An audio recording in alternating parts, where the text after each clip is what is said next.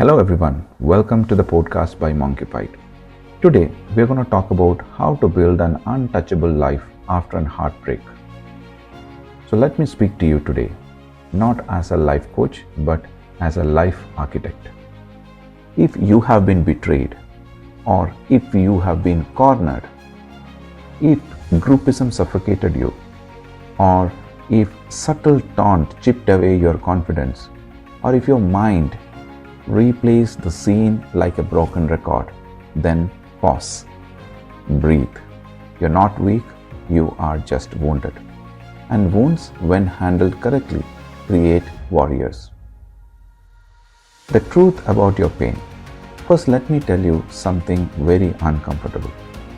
What you're feeling is not weakness, it is grief. You didn't just lose friends, you lost belonging. You lost identity. You lost a version of yourself that felt safe. And when people betray, isolate, taunt, or gang up, your nervous system does not see the social drama. It sees as a survival threat, that heaviness in your chest, that replay going on in your head, and that sadness creeping in at night. This is your biology reacting. But there is something that very few people understand. The pain is not from what they did. The pain is from the story you build about what it means to you. You're not hurting because they cornered you.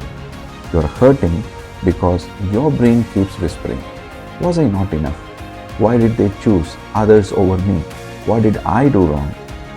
And that silent self-doubt is more dangerous than any betrayal.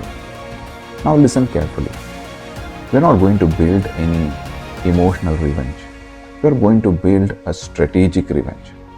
The kind where your life becomes untouchable. Step 1. Stop trying to win the argument in your head. Let me repeat that. Stop trying to win the argument in your head. Overthinking is an attempt to regain control, but replaying scenes is like scratching a wound that is trying to heal. Here is your practical action.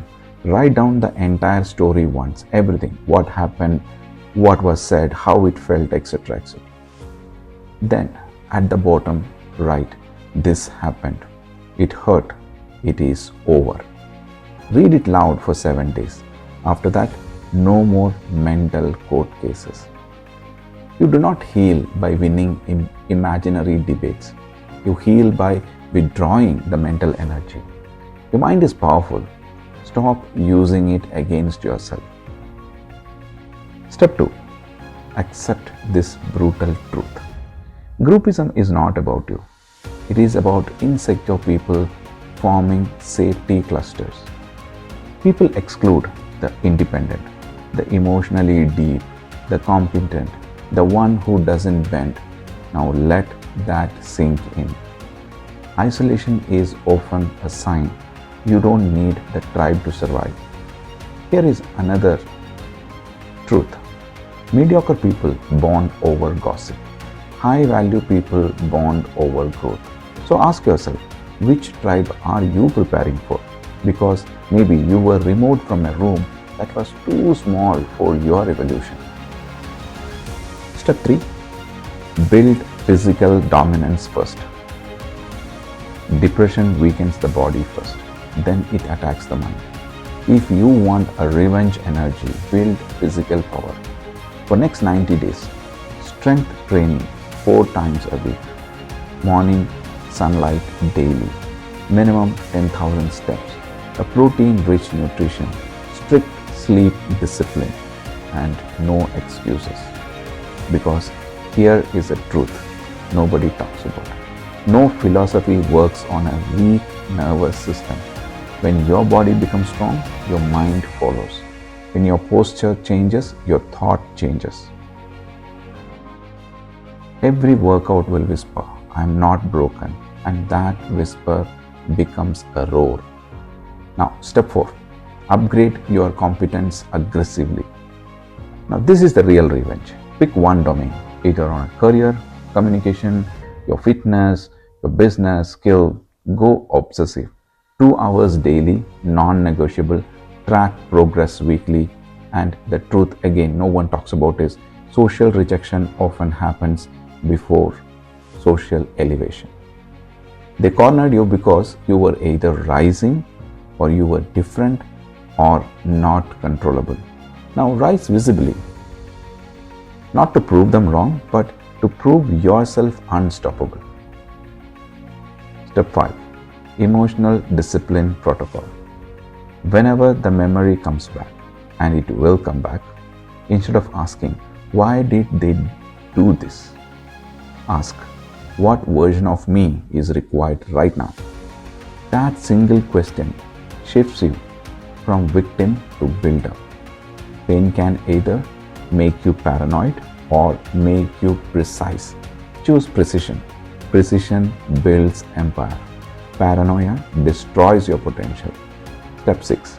Build silent power. Do not post indirect messages. Do not send any emotional paragraphs. Do not try to prove happiness publicly. And do not seek any closure from anyone, those who disrespected you. Silence is power. Disappear for 6 to 12 months into self-construction. Build, train, study, grow, and heal. Let your transformation speak. Because the greatest revenge is not noise, it is unbothered progress. And nothing unsettles insecure people more than someone they failed to break. Step 7. Replace the tribe. You do not need many people. You need one mentor, 2 growth-oriented peers, 1 accountability partner. Quality over quantity. So loneliness is not empty. It is space. A space for alignment, a space for standards, a space for self-respect. Now here is a truth which most of them don't realize. You are not depressed because they betrayed you. You are depressed because you gave them that psychological authority over your self-worth. Take it back. Your value is not decided in a WhatsApp group. It is decided in your discipline, and discipline builds dignity. What your revenge should look like. Not them feeling guilty, not them apologizing, not you proving something.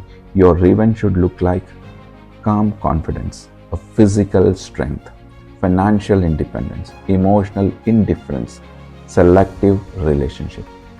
The day you see them and feel nothing, no anger, no validation seeking, and no pain, that is the victory.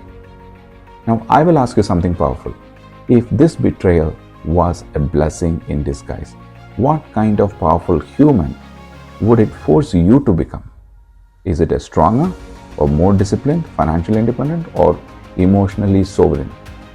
This is your turning point. You can react in noise or build in silence. Choose wisely, because the loudest revenge is peaceful and powerful life. Have a good day.